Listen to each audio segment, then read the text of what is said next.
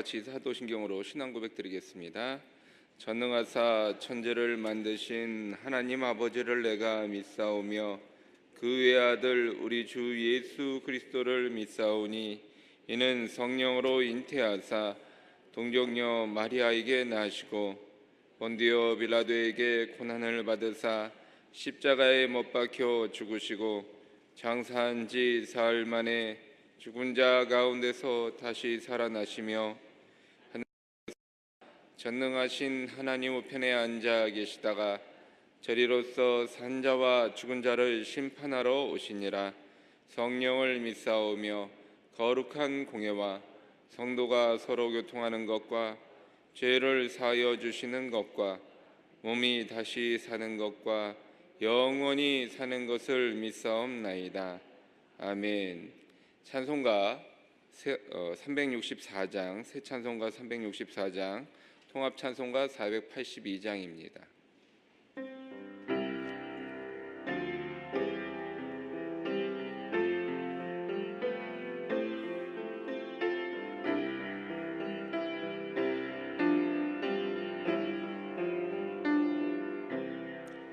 내 기도하는 그 시간 그때가 가장 즐겁다. 이 세상 근심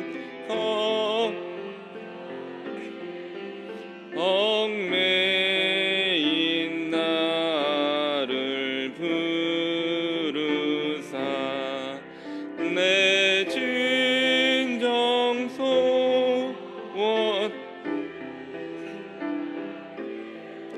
난 나지 바로 아래요. 근불행 당해 슬플 때 나 위로받게 하시네. 내 기도하는 그 시간 내게는 가장 하다.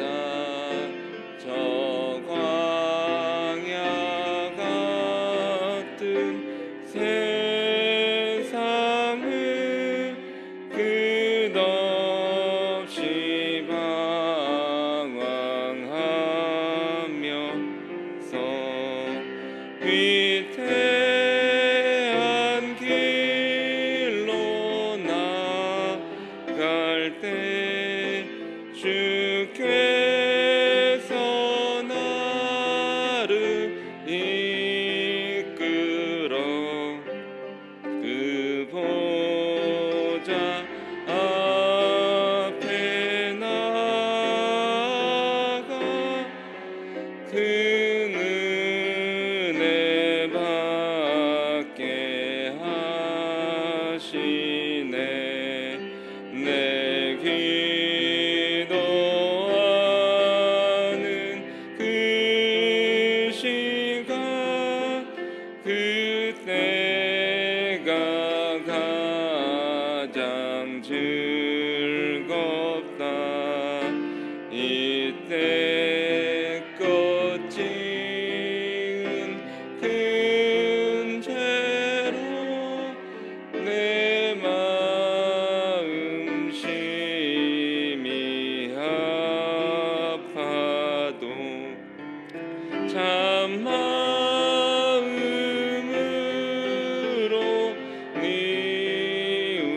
뉘우쳐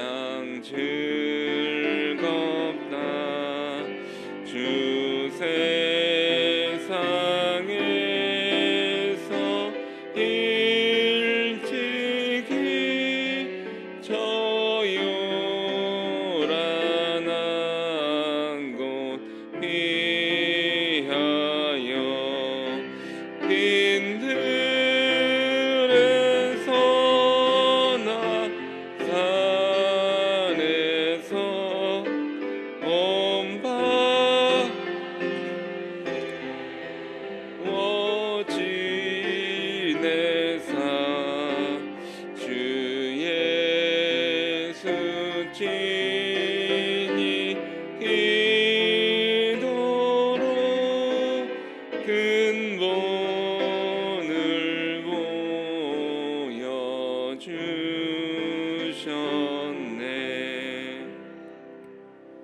아멘. 이 시간에 다 함께 기도하시기를 원합니다. 나라와 민족을 위해서 기도해 주시고, 정말로 이 나라의 민족이 하나님이 지키시고 돌보시는 그런 나라, 또한 하나님의 뜻이 이루어져가는 나라가 되게 해달라고 기도해 주시고, 또 우리 몸된 교회 분당교회를 위해서도 기도해 주시고, 또한 당회장 이태근 목사님 이제 오스트리아 성회를 마치시고 돌아오는 길 가운데 있습니다. 안전하게 도착할 수 있도록, 또 피곤치 않도록 새 힘을 부어달라고 기도해 주시고, 또한 여러 선교사님들을 위해서, 또 여러분 가지고 나온 기도 제목을 위해서 다 같이 주여 삼창하시고 합심으로 기도하겠습니다. 주여, 주여, 주여. 하나님 아버지여, 오늘도 우리와 함께 하시고 우리를 돌봐 주시고 우리 가운데 역사하여 주심을 믿고 감사드립니다. 아버지여, 이 나라, 이 민족, 정말로 이 땅에 뿌려진 선조들의 복음의 피를 기억하시고 은혜를 생각하여 주시며, 아버지여, 이 땅을 돌아보아 주시옵소서.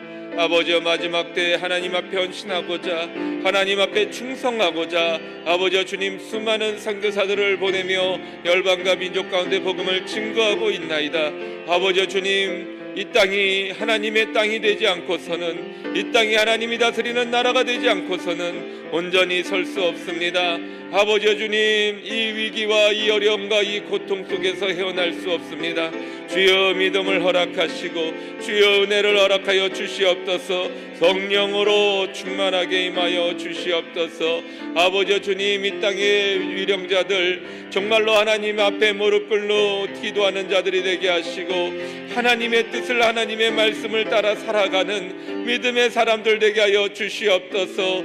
하나님의 뜻을 행할 때 이 땅이 변화되고 하나님의 말씀을 지켜 행할 때 이 땅이 달라짐을 고백합니다. 먼저 우리가 하나님 앞에 믿음으로 온전히 서게 하시고 하나님의 뜻을 이루어가는 믿음의 사람 되게 하여 주시옵소서. 기도하는 우리가 되게 하시고 기도하는 그 시간이 가장 즐겁고 아름다운 시간 되게 하여 주시옵소서. 아버지여 주님, 우리 몸된 교회를 위하여 기도합니다. 이 땅을 변화시키기 위하여 경기 남부에 하나님의 복음의 전초기지로 분당교회를 세워주심에 감사합니다.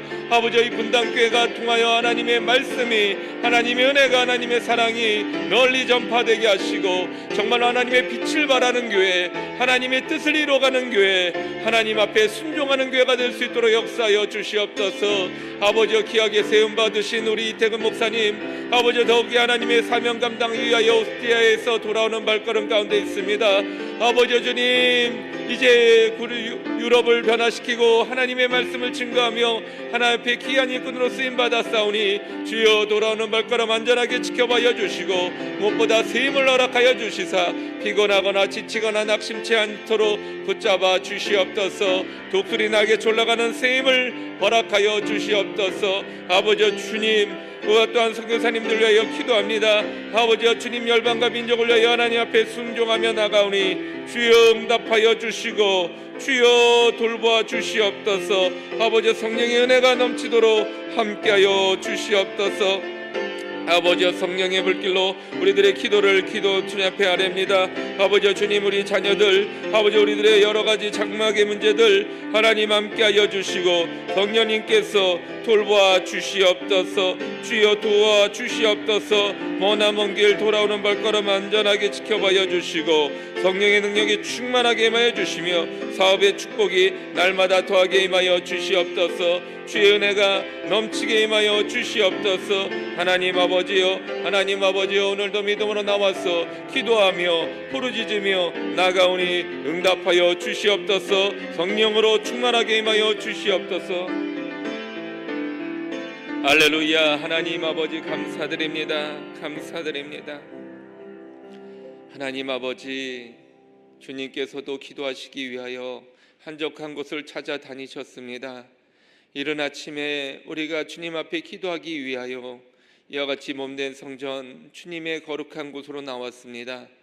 아버지 주님, 주님께서 기도하신 것처럼 우리도 기도하게 하여 주시고, 아버지 주님께서 기도할 때 하나님이 응답하신 것처럼 우리 가운데도 역사하여 주시옵소서. 아버지 그리함으로 우리가 나라와 민족을 위해서, 교회를 위해서, 또한 선교사님들을 위해서 우리들의 기도 제목을 위하여 기도하였습니다. 하나님 들으시고 응답하시고 아버지 역사하여 주시옵소서. 믿음의 예물 드리는 손길마다 하나님 축복하여 주시고, 아버지 주님 기도 제목이 적혀있는 곳에 하나님의 역사가 일어나게 하시며, 아버지 주님 우리의 뜻이 하나님의 뜻에 합당할 수 있도록 인도하여 주시옵소서. 주 앞에 모든 것 맡겨드리오며 예수님의 이름으로 기도드렸사옵나이다. 아멘. 하나님의 말씀 사도행전 17장 32절에서 34절까지의 말씀입니다. 사도행전 17장 32절에서 34절까지의 말씀입니다.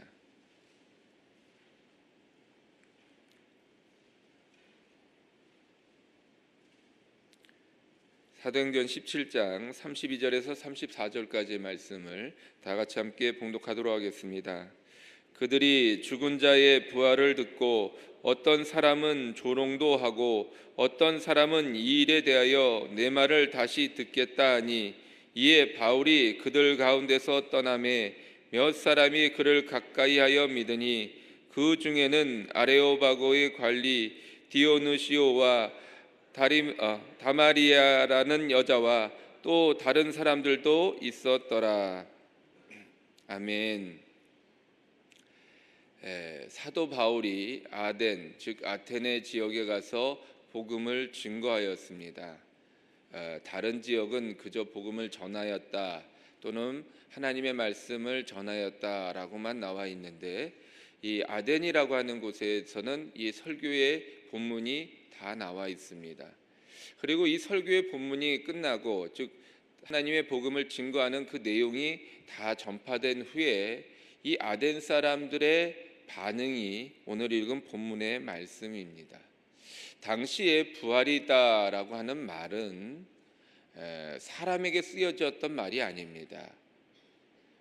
우리도 신실이라고 하는 말이 원래는 우리가 이제 그냥 편하게 또는 그 사람을 높이기 위해서 저 사람은 참 신실한 사람입니다 라고 우리가 인사를 할 때가 있습니다만은, 사실 엄격히 말하면 신실이라는 말은 사람에게 쓰는 단어가 아닙니다. 오직 하나님에게만 쓰는 단어입니다. 왜냐하면 사람은 신실할 수가 없어요. 일단은 사람의 마음 자체가 신실하지가 않습니다. 우리가 옛 속담에 화장실 들어갈 때와 나올 때가 다르다라고 하는 것처럼, 사람의 환경이 바뀌어지게 되면 그 마음이 같이 변하게 될 수밖에 없습니다. 그래서 사람은 신실할 수가 없어요. 그리고 환경이 신실하도록 이끌어가지 않습니다. 환경은 늘 변합니다. 그러니 사람이 그 안에서 신실하게 지켜나갈 수 없다라는 거예요. 그래서 신실이라고 하는 단어는 사람에게 쓰는 단어가 아니라 오직 하나님에게만 쓰는 단어입니다. 왜냐하면 하나님은 어제나 오늘이나 영원토록 동일하신 뿐만 아니라 동일할 수 있도록 이 삶을 주관하시는 분이기 때문에 하나님은 신실하다라고 이야기하는 것입니다. 그런데 이 부활이라고 하는 단어도 마찬가지입니다. 부활이라고 하는 단어가 어느 때 쓰였느냐? 딱 2번 쓰입니다. 신들이 죽었다, 부활했다. 신들에게만 쓰였던 단어가 이 부활이라고 하는 단어예요. 또 사람에게 부활이라고 하는 단어가 쓰였는데 어느 때 쓰였느냐? 부활은 없다. 이렇게 쓸 때 이 부활이라고 하는 단어가 쓰였습니다. 즉 부활이라고 하는 말 자체가 사람에게 쓸 때는 부정적인 의미로 쓰였지 긍정적으로 부활을 했다 이런 말이 없었습니다. 그래서 이 초대교회의 부활이라고 하는 단어, 이 부활이라고 하는 말 때문에 당시에 헬라인 또는 유대인 또는 그 사두개인, 이와 같이 종교 지도자들이나 일반 사람들에게 쉽게 다가가지 못했던 부분이 바로 이 부분입니다. 부활은 없다 또는 부활은 신들의 영역이지 사람의 영역이 아니다, 이런 말로 쓰였기 때문에 사도 바울이 사람이 부활했다라고 하는 말을 들을 때 이해하지 못했습니다. 아니 그런 말이 어디 있어? 없는 말을 저 사람은 하네. 이와 같이 되는 거예요. 자, 이와 같은 말들을 통해서 사도 바울, 이 아덴 사람들은 이 부활이라고 하는 말에 걸렸습니다. 말씀을 듣고 그것이 참 진리구나, 맞구나라고 생각하면 좋은데 그게 아니라는 거예요. 우리가 신앙생활을 할 때도 이럴 때가 많습니다. 하나님의 말씀을 들을 때 좋은 말씀, 은혜되는 말씀, 정말로 그 말씀을 지켜 행해야 되겠구나 라고 하는 마음이 막 들다가 마지막 부분에 우리가 하나님 앞에 헌신하기 위해선 어떻게 해야 됩니다 라고 말을 할 때 그 단어 하나 또는 그 문장 하나에 마음이 걸려가지고 지금까지 내가 받았던 은혜, 내가 깨달았던 것을 다 포기해버릴 때가 있다라고 하는 거예요. 예전에 제가 이렇게 이 조그만 교회를 잠깐 심호를 했던 적이 있습니다. 뭐 교회가 작다 보니까 뭐 주중에 낮에 특별히 할 일이 뭐 많거나 그러진 않아요. 그러니까 이제 뭐 교회 청소하거나 교회 정리하거나 아니면은 뭐 1층에 그 당시 교회가 1층에 주차장이 있었는데 이 주차장 관리하는 걸 도와주거나 뭐 이런 일을 하게 되었습니다. 그날도 주차를 관리를 하고 이제 올라왔는데 어떤 한 사람이 남자가 따라오는 거예요. 뭐 주중에 뭐 이렇게 성도님들이 오는 거야 뭐 문제가 되겠습니까만은 낯선 사람이 쫓아 올라오니까 왠지 불안하더라고요. 뭐 교회가 뭐 이렇게 크지도 않았지만 그렇다고 뭐 사람이 많지도 않은 곳이었기 때문에 사무실에 뭐 다른 분들 나가고 저 혼자이거나 한두 분 정도 더 있을 정도였는데 그날 마침 저 혼자밖에 없었어요. 그러니까는 저 혼자 있는데 낯선 사람이 건장한 남자가 쫓아 올라오니까 굉장히 경계심이 생기더라고요. 그래서 가다 말고 훌쩍 돌아서서 어떻게 오셨냐고, 뭐 때문에 오셨냐고 자꾸 재차 물었습니다. 근데 교회에 뭐 얘기할 사람이 없느냐고 물어보더라고요. 이게 저밖에 없습니다. 그래가지고 이제 그럼 상담을 좀 했으면 좋겠습니다 그러더라고요. 그 당시 뭐 전도사 1년 차니 뭐 제가 뭘 알겠습니까? 상담이라고 하면 왠지 모르게 부담감만 들고 겁이 덜컥 들었습니다. 그래서 이제 뭐 얘기를 듣다 보니까 뭐 어쨌든 뭐 전도사라고 해도 새끼 전도사이지만 어쨌든 뭐 상담을 하겠다고 하는데 또 거부할 수는 없잖아요. 그래서 그냥 예 알겠습니다. 그러고 이제 얘기를 들어줬습니다. 그 얘기를 잘 듣다 보니까 이제 보니까 자기가 경상도 사나이인데 경주 지방에 있는 종갓집 장손이라는 거예요. 자기가 하나님의 말씀을 이렇게 전도를 받아서 이제 교구장님이랑 다른 분들이 나가서 전도를 하셨을 때 하시고 난 그걸 받으셨나 봐요. 전도를 받고 나니까 교회를 나가야 되겠다라는 생각이 들었다는 거예요. 그 교회를 나가려고 하는데 그 교회를 나가면 제사를 지낼 수 없다는 거예요. 거기에 자기가 마음이 걸려서 이걸 어떻게 하면 좋겠는가라는 고민이 들어서 왔다는 겁니다. 그래가지고 자기가 교회를 나가자니 제사가 걸리고 뭐 경주지방의 종소님이 뭐 제사가 오죽 많겠습니까? 그러니 그걸 자기가 안 한다라고 말을 하자니 집안이 발칵 뒤집힐 것이고 그렇다고 내가 교회를 나가면서 제사를 지내자니 그거는 또 자기 성격에 안 맞는다는 거예요. 기명기고 아니면 아니지 뭘 이거는 이거고 저건 저거냐. 그런데 왜 교회에서는 제사를 못 지내게 하느냐 이걸 물으러 오셨던 거예요. 이게 궁금하고 답답한데 왜 교회에서는 제사를 못 지내게 하느냐. 그게 무슨 뭐 대략적인 걸 알고 오셨더라고요. 대략 뭐 귀신에 대한 어떤 뭐 우상 숭배다라고 하는데 자기는 그렇게 생각하기보다는 돌아가신 분들에 대한 예의고 또 그분들의 어떤 그 추억을 기리는 그런 모임이지 그게 꼭 그런 어떤 우상 숭배라고 하는 그런 의미는 아니지 않느냐라고 굉장히 뭔가 나름 이렇게 물어보시더라고요. 저도 참 대답하기가 난처했습니다. 그래서 이제 제가 아는 범위 안에서 뭐 약간 조금 틀릴 수도 있었습니다만은 그냥 잘 설명을 해드렸어요. 그래서 일단은 교회를 나오시면서 신앙생활을 하시다가 정말로 내 마음에 제사에 대한 부담이 커지고 정말로 내 마음에 갈등이 심해질 때 그때 가서 기도로서 준비하셨다가 그 다음에 하시는 것도 낫지 않겠는가. 그저 제사라고 하는 것 때문에 교회를 아예 나오질 않는다고 한다면 그러면 이것이 진리인지 아닌지조차 모르고 그냥 나는 죽을 수밖에 없지 않겠는가. 뭐 어쨌든 뭐 이렇게 제가 두리뭉실하지만 설명을 잘 했던 기억이 납니다. 여러분 우리가 신앙생활 할 때도요 이 잎을 보지 못한 채 이 나무 한 가지에 또는 어떤 손가락 끝에 이 걸리는 그 무엇 때문에 신앙생활을 포기할 때가 많아요. 우리가 저도 교구장으로서 신앙 상담을 하다 보면 예수님 때문에 시험 든 사람은 내가 거의 못 봤습니다. 어떤 이 성경 읽다가 막 시험 들어가지고 나 이 성경 도대체 난 못 믿겠다고 막 물론 이제 기적과 이적에 대해서 불만을 가지시는 분들은 이게 잘 이해가 안 간다라고 하시는 분들은 봤지만 그것 때문에 신앙생활 못 하시는 분들은 거의 못 봤어요. 대부분 뭐냐면 사람 때문에 시험 들었습니다. 예, 굉장히 상처가 깊으신 것 같은데, 예, 사람 때문에 신앙생활 하다가 또는 이렇게 어떤 봉사하다가 다 이렇게 어쨌든 하나님의 말씀대로 순종하고 따르며 살려다가 뭔가 부딪히는 것과 있고 뭔가 나랑 안 맞는 것 때문에 시험 들고 그것 때문에 상처받아서 교회를 나가네 안 나가네 이런 얘기가 나오더라는 거예요. 예수님이 물론 내 뜻대로 안 해준 것 때문에 상처를 받기도 합니다. 내 어떤 기도에 응답해 주지 않는 것 때문에 시험 들기도 합니다. 그러나 그것은 그렇게 교회를 떠날 만큼 교회를 다시는 뒤도 돌아보지 않을 만큼 큰 상처가 되지는 않아요.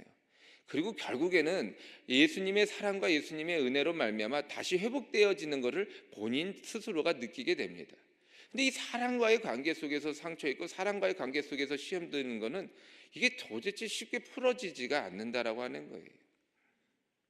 죽은 자의 부활이라고 하는 이 부활이라고 하는 단어 하나 때문에 그동안 수많은 이야기들, 너희가 알지 못하는 신이 있었고 그 신은 너희가 아는 신보다 훨씬 더 크고 훨씬 더 능력이 많아서 모든 것을 주관하는 신이다. 그러니까 이 신을 통해서 너희가 참된 진리를 깨달아 알아라 라고 하는 이 복음의 진리를 듣지 못한 채 그 신이, 그런 능력이 많은 신이 부활을 시키고 부활을 했다라고 하는 그 단어 하나에 걸려서 그만 이들은 복음을 거부했다라고 하는 겁니다.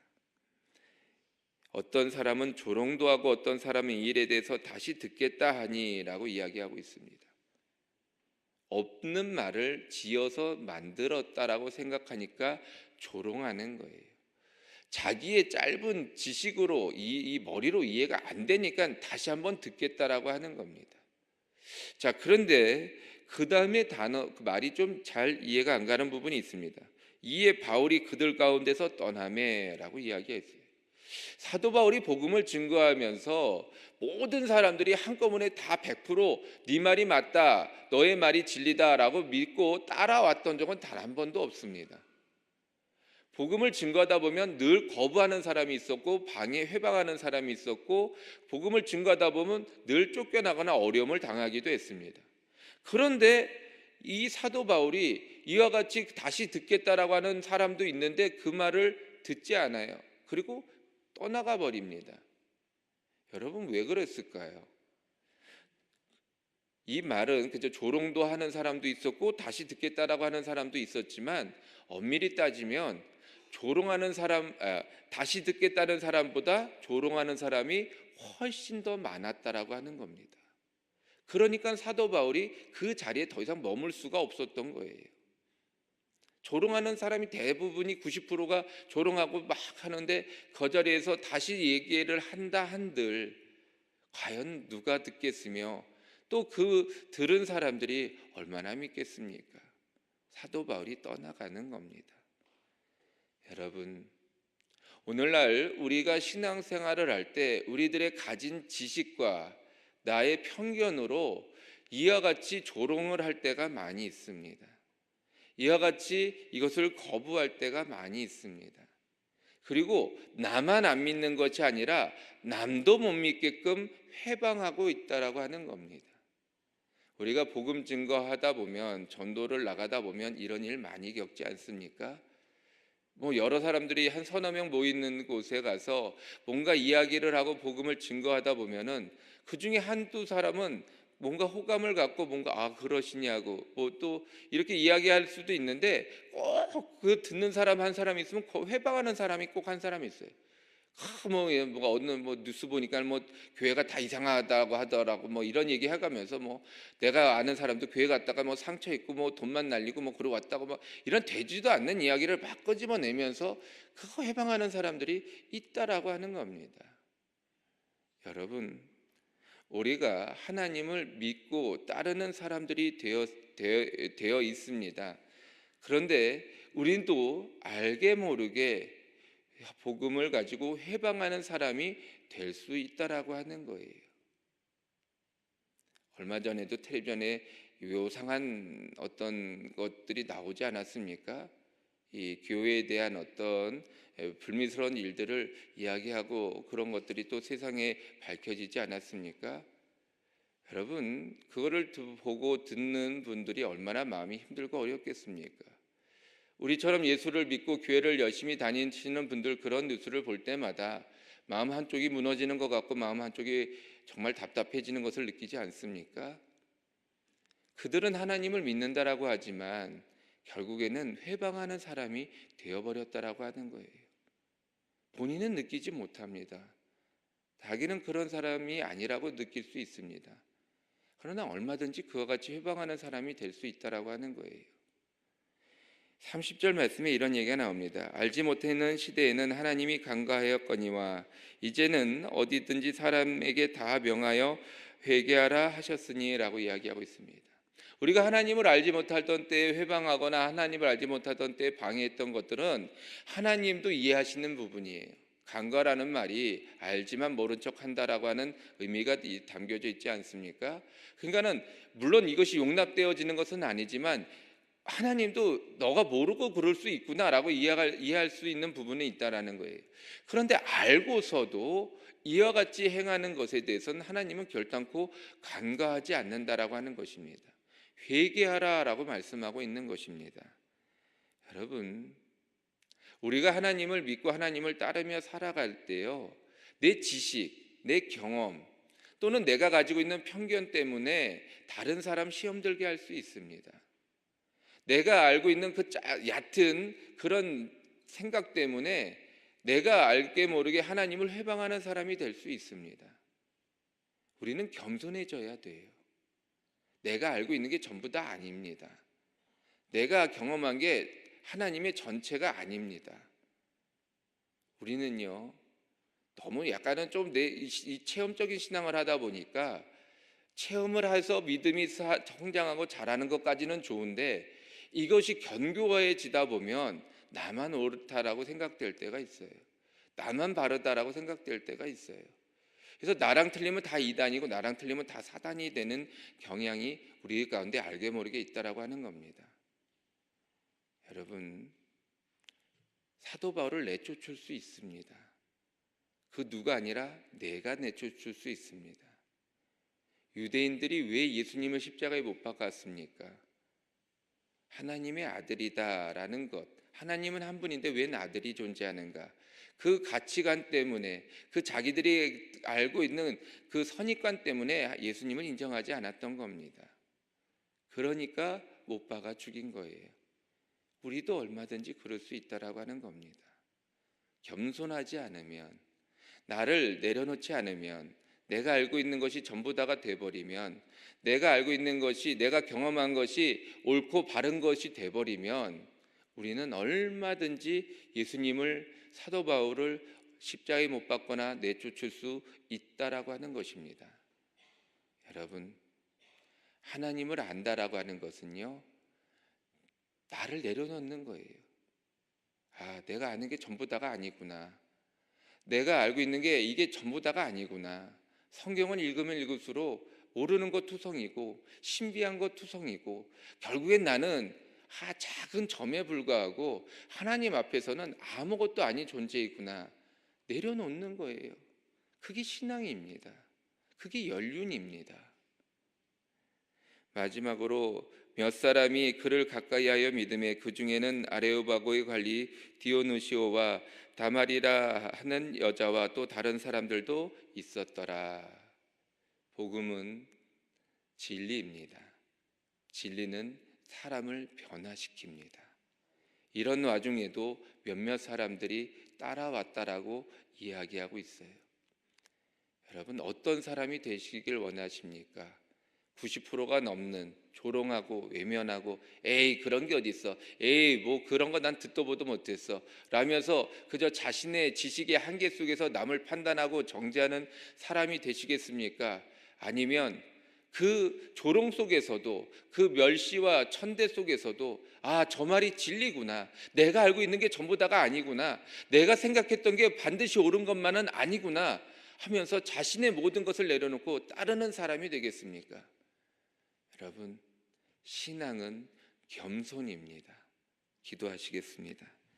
하나님 아버지, 오늘도 이와 같이 하나님의 복음 안에서, 말씀 안에서 우리가 나아가게 하여 주시니 감사드립니다. 아버지, 우리가 이른 아침에 모여 기도하기 원합니다. 이 기도가 나를 내려놓고 내가 가지고 있는, 내가 생각했던 모든 것을 내려놓고 오직 하나님의 뜻을 받들고 하나님의 말씀대로 순종하는 기도가 되게 하여 주시옵소서. 아버지여, 그리함으로 우리가 정말로 하나님의 말씀과 하나님의 뜻을 깊이 깨달아 알며 늘 하나님 앞에 나를 하나하나씩 내려놓는 겸손한 사람 되게 하여 주시옵소서. 주님, 오늘도 이와 같이 이른 아침에 나왔사오니 우리의 기도를 들으시고 우리와 함께하여 주시며 깊은 깨달음을 허락하여 주시옵소서. 예수님의 이름으로 감사하며 기도드렸사옵나이다. 아멘. 하늘에 계신 우리 아버지여, 이름이 거룩히 여김을 받으시오며 나라가 임하옵시며 뜻이 하늘에서 이루어진 것 같이 땅에서도 이루어지다. 오늘 우리에게 일용할 양식을 주시옵고 우리가 우리에게 죄 지은 자를 사하여 준 것 같이 우리 죄를 사하여 주시옵고 우리를 시험에 들게 하지 마시옵고 다만 악에서 구하시옵소서. 나라와 권세와 영광이 아버지께 영원히 있사옵나이다. 아멘.